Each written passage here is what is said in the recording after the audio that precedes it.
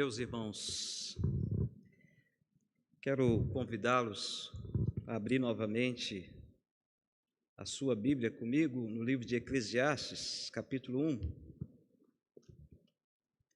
Eclesiastes, capítulo 1, e nós vamos ler do versículo 1 até o versículo 3. Esse momento é um momento em que nós vamos ouvir a palavra de Deus, nós vamos ouvir o recado de Deus para a nossa vida. E é muito importante que todos nós estejamos com o nosso coração voltado para o Senhor neste momento, pois sabemos que é um momento de grande importância. E como nós já aprendemos, quando nós estudamos a palavra do Senhor, acerca da parábola do semeador, o diabo, ele quer fazer de tudo para tirar a palavra de Deus do nosso coração.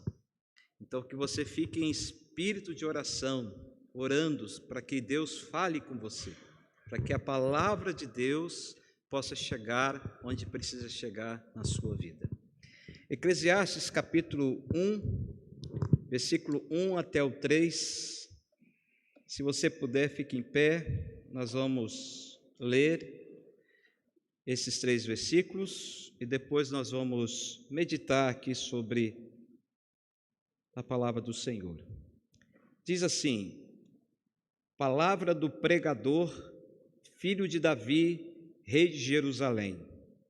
Vaidade de vaidades, diz o pregador, vaidade de vaidades, tudo é vaidade. Que proveito tem o homem de todo o seu trabalho com que se fadiga debaixo do sol? Amém. Até aqui. Vamos orar mais uma vez.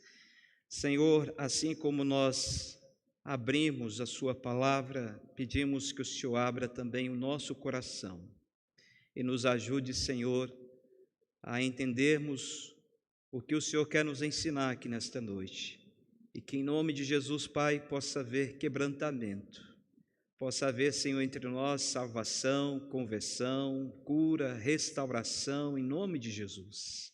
Que o Senhor abençoe os meus irmãos, ó Deus, e abençoe também a mim, para que eu possa, Senhor, vencer minhas limitações e minhas dificuldades, a fim de que eu possa entregar a sua palavra, Senhor, sua igreja. Eu oro pedindo isso no nome de Jesus. Amém. Pode se assentar, irmão.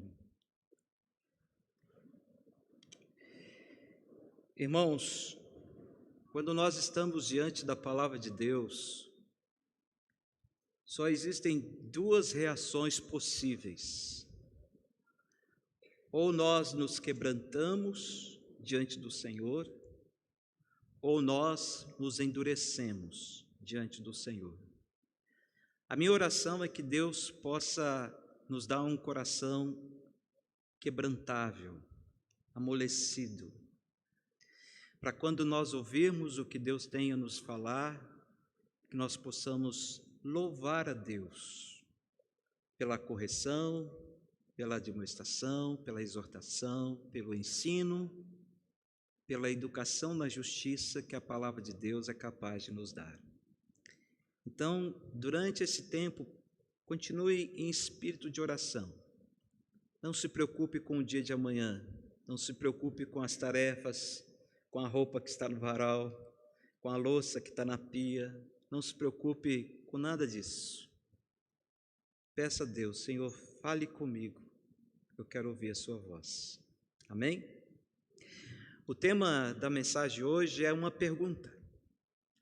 Vale a pena viver? Você já parou para pensar nisso? Provavelmente alguém aqui já em algum momento da sua vida, talvez diante de uma circunstância, de um problema, já parou para pensar e fez essa pergunta: será que está valendo mesmo a pena viver neste mundo? Esse mundo tão caótico, esse mundo tão turbulento, cheio de injustiça. E é interessante que essa pergunta ou essa crise não é de agora. Nós podemos ver aqui no livro de Eclesiastes, que foi escrito por Salomão, filho de Davi, rei de Jerusalém, que ele já tinha essas inquietações no coração dele. Tanto que o livro de Eclesiastes, para quem já leu, pode perceber, é um livro em que Salomão ele expressa uma grande quantidade de pessimismos.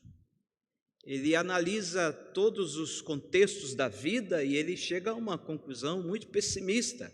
E nós vamos ver a razão porque Salomão chegou a essa conclusão. Mas é um livro também que nos ensina muito sobre sabedoria. E, de fato, esse livro ele está classificado entre os livros poéticos ou livro de sabedoria, que nos ensina também a lidar com as questões da vida e a valorizar aquilo que realmente precisa ser valorizado e jogar fora aquilo que muitas vezes tende a nos afastar de Deus. A palavra Eclesiastes, que traz aí o nome do livro, significa no grego eclesia, que na tradução é igreja ou congregação. Por isso o versículo 1 começa assim: palavra do pregador. É como se Salomão estivesse falando para um grupo como esse. Aqui no caso ele está falando para pessoas de todas as épocas, de todas as culturas, de todos os lugares, a ponto de hoje nós podemos ouvir e ler essas palavras. Então o pregador ele continua a pregar. E por isso que nós precisamos pedir ao Senhor, Senhor, então que o Senhor nos ajude a continuarmos ouvindo aquilo que o Senhor quer nos ensinar. E qual é o propósito desse livro? O propósito desse livro é ensinar a natureza insatisfatória de todas as coisas terrenas e também que por todos os lados abundam necessidades, tristezas e temores. Então, o que Salomão quis passar para nós aqui? Ele está dizendo o seguinte: olha, analisando a vida, analisando o contexto do cotidiano de todas as pessoas, eu pude perceber que há uma insatisfação corrente no coração de todas as pessoas sobre a face da terra, e nós temos que concordar com isso. O ser humano, por natureza, ele é insatisfeito. Ele pode ter, mas o ter não pode preencher aquilo que ele precisa ser. Por isso ele vive alucinadamente buscando ter para ver se ele consegue ser, porque em seu coração há uma insatisfação. E aqui nesses 3 versículos, o que nós podemos ver é que Salomão ele apresenta o tema do livro em forma de uma pergunta: viver realmente vale a pena? E ele usa ao longo do livro algumas palavras para poder justificar a sua análise. Por exemplo, a palavra vaidade que você vê aí no capítulo 1, versículo 2, ela aparece nesse livro 37 vezes. E a palavra vaidade aqui significa fútil, vazio, vapor, aquilo que desaparece rapidamente e não deixa coisa alguma para trás. Então o pregador está dizendo que a vida humana vivida na perspectiva desse mundo é uma vida inútil, é uma vida vazia, sem qualquer significado. Por isso que Salomão entendeu que no contexto da sua época, no desenvolvimento da vida daquelas pessoas da sua época, ele percebeu isso. As pessoas são insatisfeitas porque elas estão vivendo na perspectiva horizontal e não na perspectiva vertical. E ainda no texto, ele fala assim, no versículo 3, que proveito tem o homem?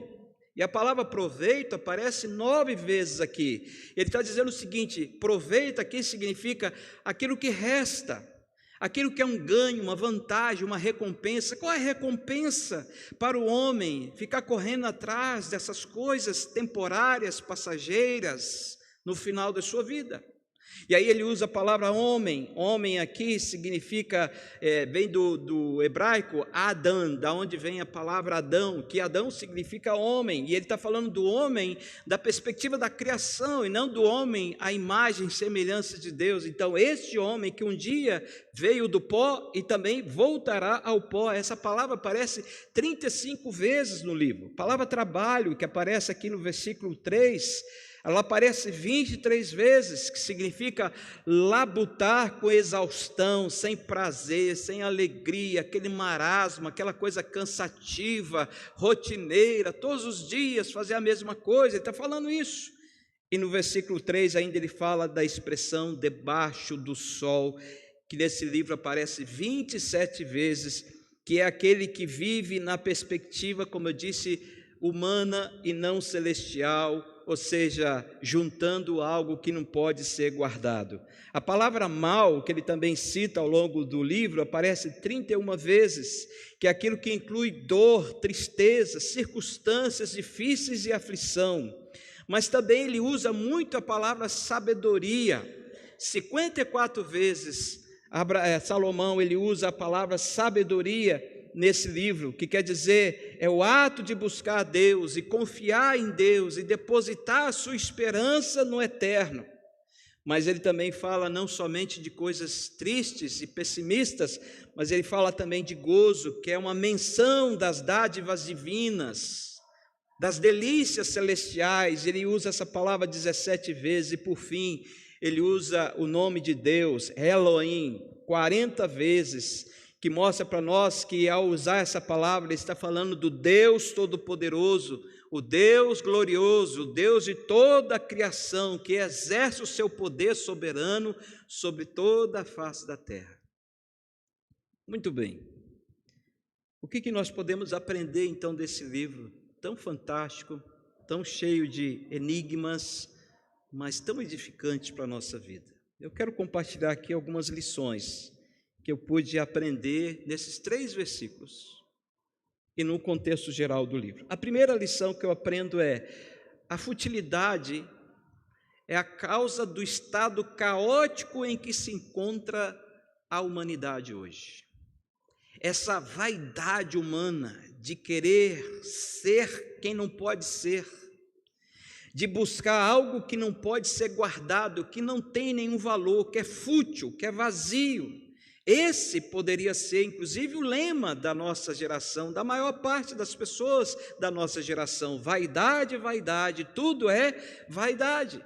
Milhões de pessoas vivem em busca daquilo que desaparece rapidamente, daquilo que não pode ser guardado, que não pode ser levado para a eternidade. E prova disso, irmãos, a gente pode ver, por exemplo, nessa época, da evolução da tecnologia, onde as big techs, as grandes empresas de tecnologia estão criando cada vez mais mecanismos para prender as pessoas, e as pessoas estão sendo hipnotizadas por estas coisas, e aquelas pessoas que vivem em busca de likes, curtidas, compartilhamentos, visualizações, elas ficam desesperadas quando essas coisas vaidosas, fúteis, não alcançam aquilo que elas precisam para terem satisfação.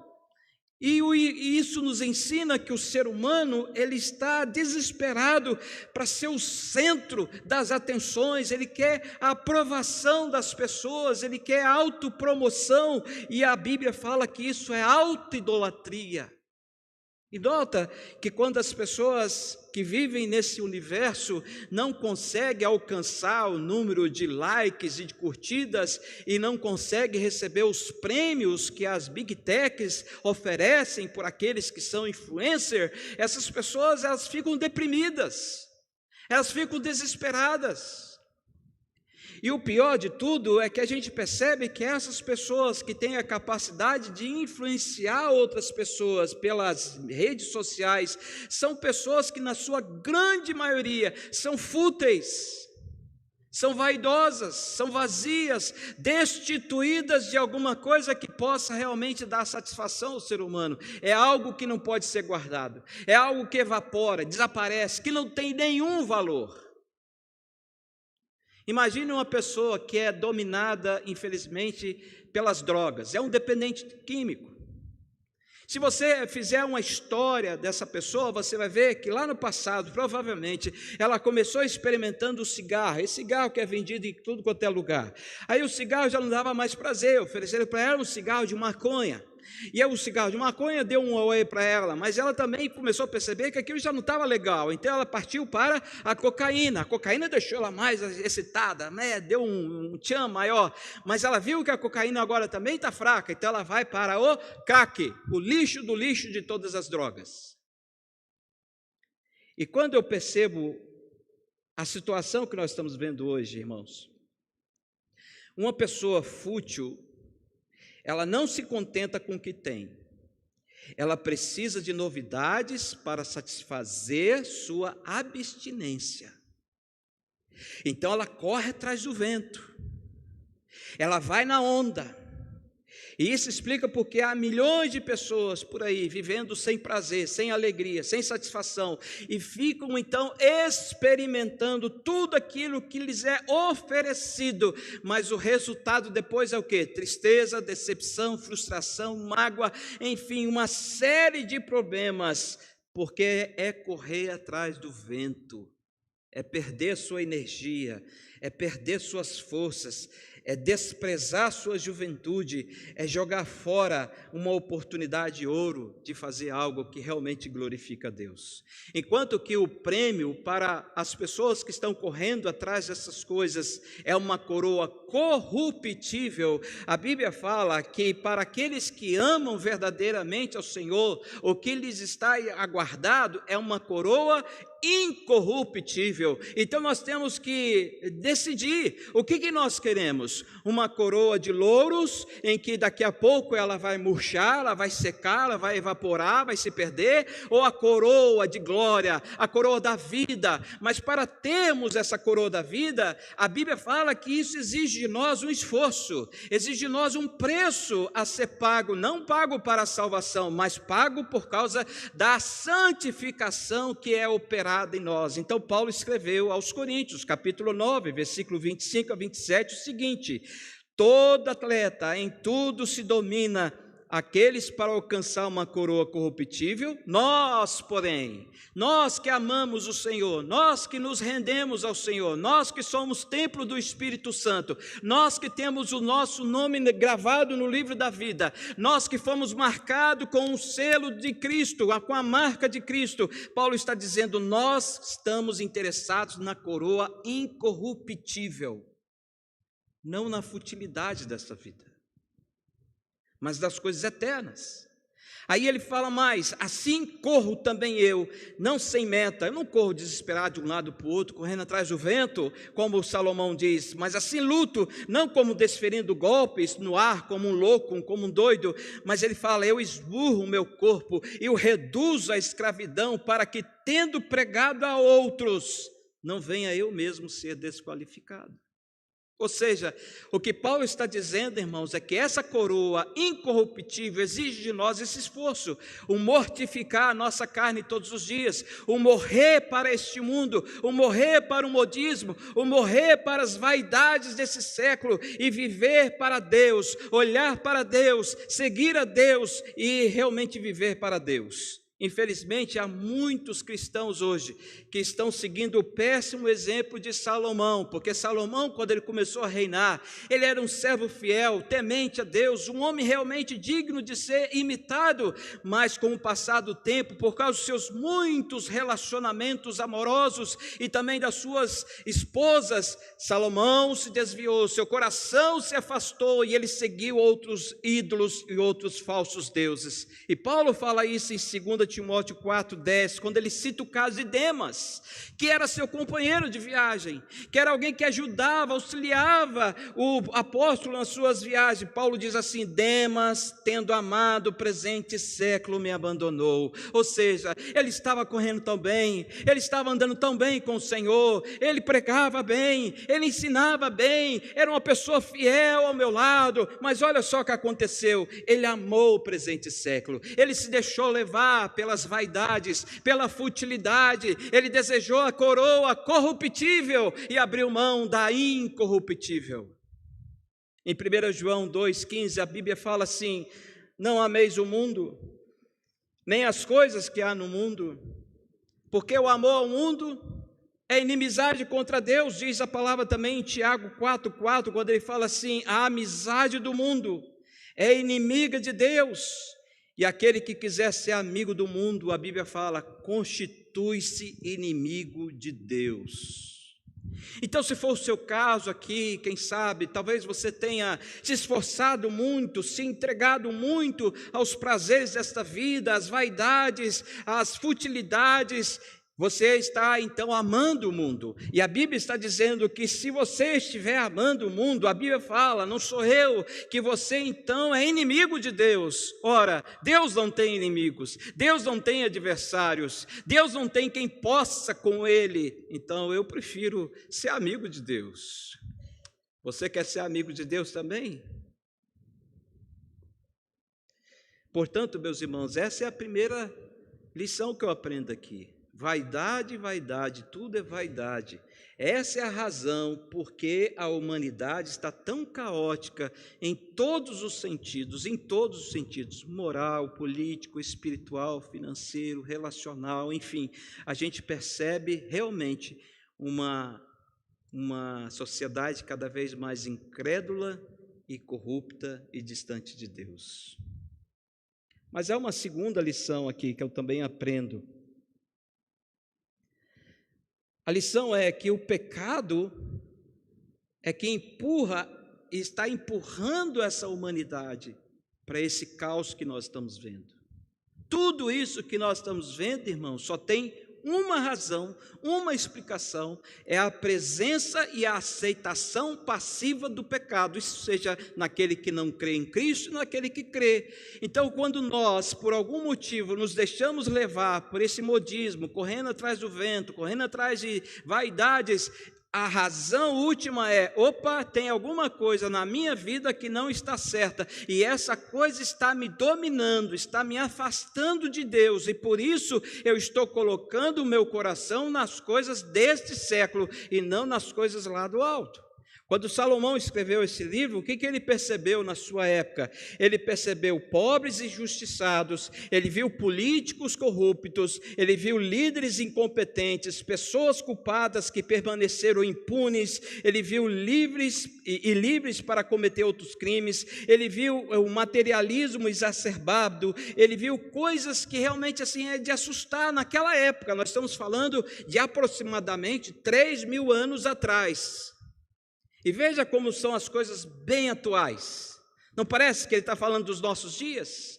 Sim, e isso é dos nossos dias, porque no capítulo 1 mesmo, aqui, versículo 9 e 10, se você ler aí na sua Bíblia, você vai ver que ele escreveu o seguinte: o que foi é o que há de ser, e o que se fez, isso se tornará a fazer. Nada há, pois, novo debaixo do sol.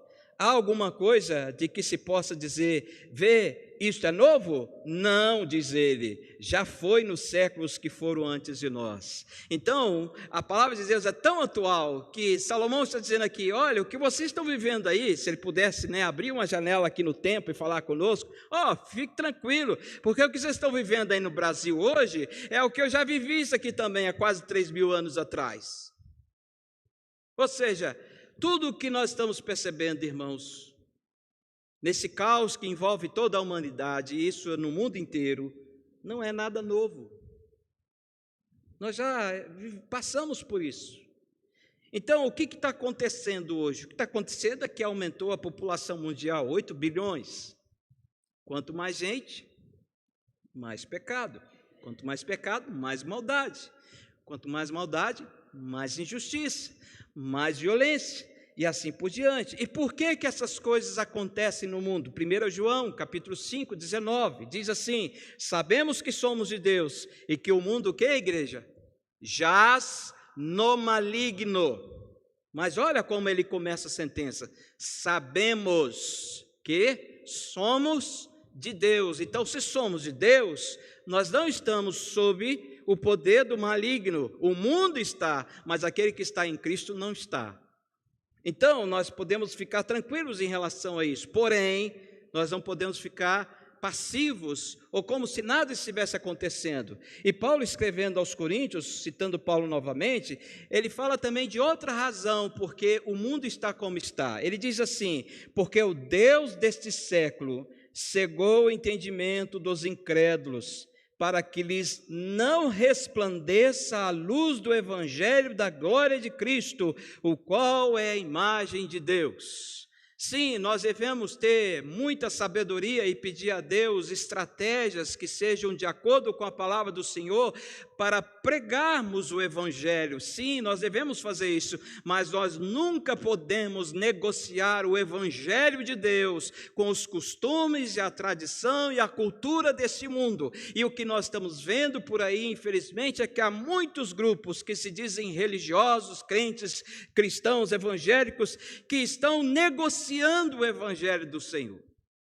E é uma forma do Deus desse século cegar o entendimento, porque tais pessoas também estão atrás daquilo que é vaidade, daquilo que é futilidade, estão correndo atrás do vento. Irmãos, a arma do diabo contra a humanidade se chama pecado. E a humanidade, ela foi treinada a pecar. Ela foi treinada a pecar. Mas louvado seja Deus, porque Deus, ao nos chamar das trevas para a luz e nos dar a graça da salvação através de Jesus Cristo, Ele colocou sobre nós e em nós o Espírito Santo, que nos treina para não pecar. Então é esse Espírito Santo que nos ajuda a vencer o pecado que tenazmente está sempre tentando nos desviar da rota que o Senhor traçou para nós. Por isso, louvado seja Deus, os filhos de Deus não são guiados pelo modismo, pelas vaidades, pelos costumes e a cultura desse século, mas a Bíblia fala que os filhos de Deus são guiados pelo Espírito Santo de Deus. Aleluia por isso.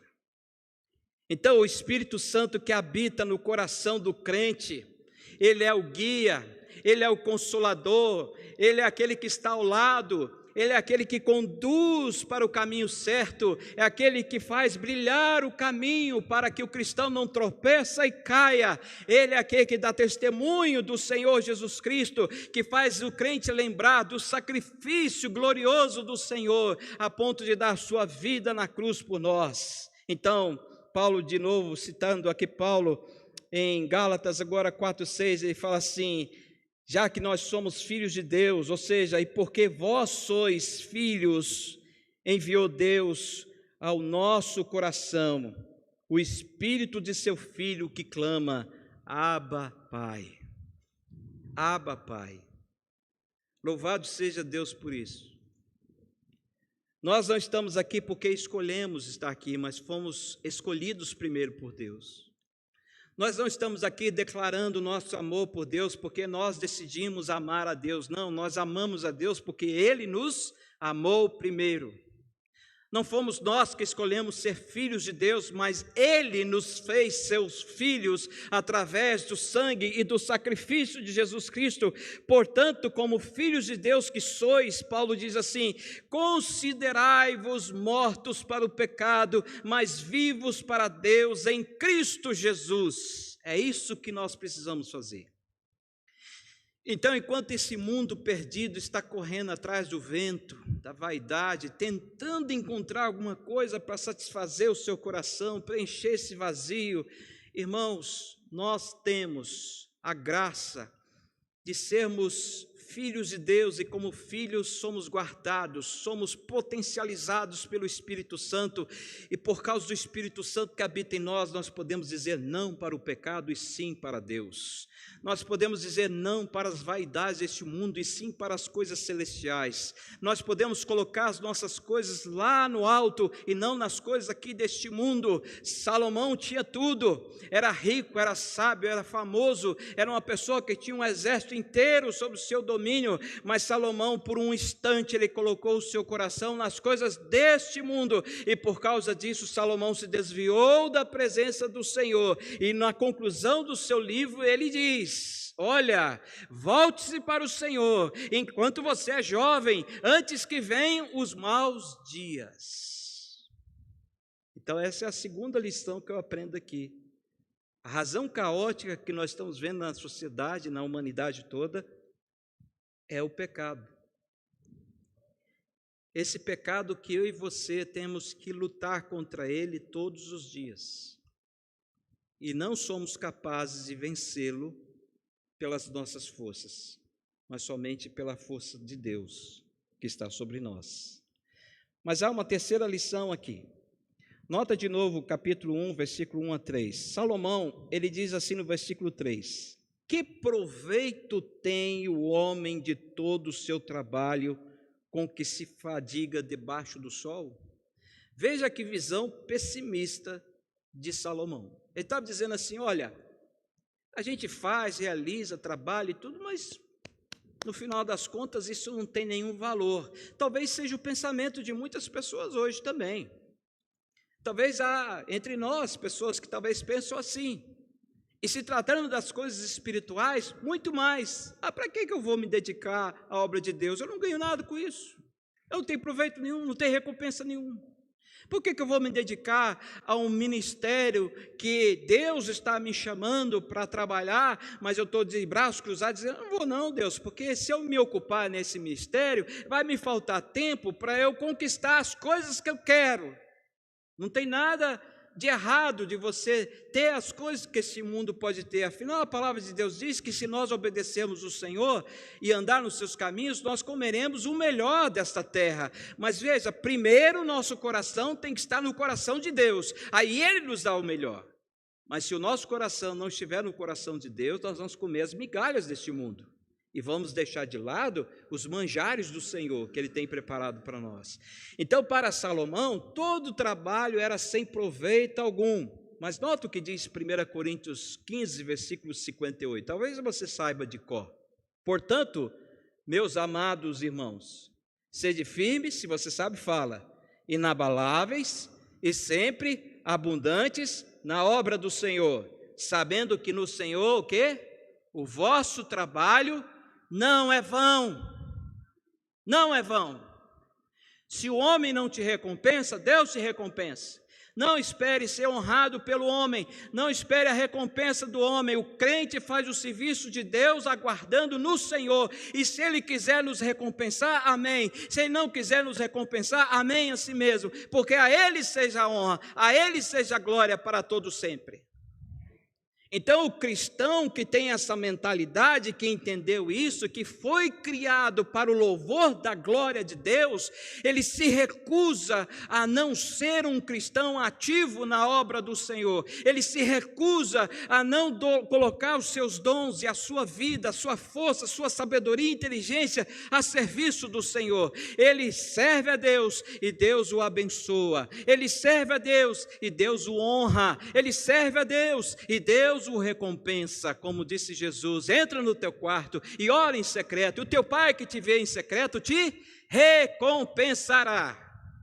Mas para isso você tem que trabalhar,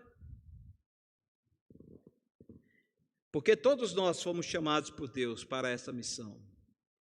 Então o trabalho, por exemplo, que as irmãs realizam aqui na escola dominical com as crianças, ou no culto infantil, no domingo à noite, alguém pode dizer assim, mas que significado tem isso? Que valor isso tem? Que resultado isso vai trazer? Permita-me contar um testemunho. Nós estivemos lá em Cariacica, recentemente, eu e minha esposa, fomos lá na igreja Luterana Livre, uma igreja que eu tive a oportunidade de pastorear quando eu era da outra denominação. E entramos no lugar onde o pastor tem lá a sua empresa, e ele foi nos mostrando, e tinha uma secretária, 42 anos, ela me falou, o senhor é o pastor Zé Roberto? Opa, ixi, me acharam. Não, o senhor não lembra de mim? Eu falei, poxa, é difícil, né? Já tem mais de 30 anos, praticamente, que eu saí daqui e falei com ela. Não, quando o senhor era pastor, eu tinha mais ou menos uns 12 anos, e eu me converti quando o senhor estava pregando lá naquele culto. Eu me converti quando o senhor estava fazendo lá um trabalho lá, e eu estava lá participando das crianças, e foi ali que eu entreguei minha vida a Deus. Irmão, você não imagina a alegria que eu fiquei. E é claro que eu dei glória a Deus. De depois de tantos anos você encontrar uma pessoa que você nem imaginava o que Deus poderia fazer, era uma criança, e a criança falar assim, olha, eu sou aquela criança, que aceitou Jesus naquele dia. É a mesma coisa que eu falo para as irmãs aqui, quando trabalham com criança: vocês estão semeando a boa semente, a palavra de Deus. Essa semente vai vingar, essa semente vai crescer, vai produzir frutos, e lá na frente você vai poder encontrar alguém que vai falar assim: você lembra de mim? Pois é, eu participava da escola dominical, eu participava do cultinho infantil, era você que ministrava para mim, olha como eu estou agora. A mesma coisa com os jovens, a mesma coisa com os adolescentes, a mesma coisa com as senhoras, com os homens da igreja que precisam também se levantar e dizer: eis-me aqui, Senhor, estou aqui pronto para a sua obra. A mesma coisa para todas as pessoas e ministérios. Deus está levantando uma geração, irmãos, para ser